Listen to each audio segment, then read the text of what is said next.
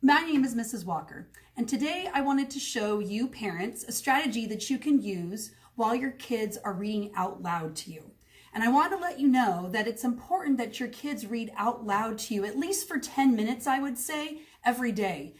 Kids can sometimes be pretty good tricksters when it comes to reading books, telling you that they can read the book easily enough. But if you sit and listen to them, either they're not reading the book smoothly or they're making lots of mistakes and they really aren't getting a chance to understand what the story is all about. So I wanted to show you a strategy today called Track and Tap. And for most of the students here at Pleasant Elementary, it's a strategy that they have seen before, mainly in first and second grade. But I have a lot of third graders that I still use that skill with. So come take a look. It's important that you sit next to your child when they are reading their story, if you can. Sometimes I'll have to cook dinner while I'm listening, but my ears can still hear if they're reading their book smoothly.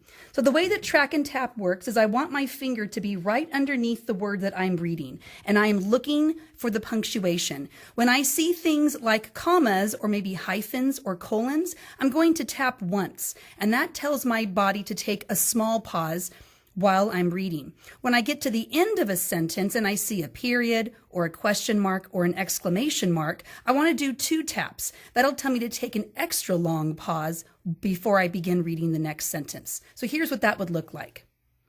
Yes, Mom, I know, said Ruby, looking at the calendar. Today was November 14th, 1960. Ruby tied a white ribbon in her hair. She smoothed the front of her white dress, of her best white dress. Then she skipped down the stairs. So that's a small glimpse of what Track and Tap looks like. If you have any questions, feel free to reach out to your teacher on their communication sites. See you next time.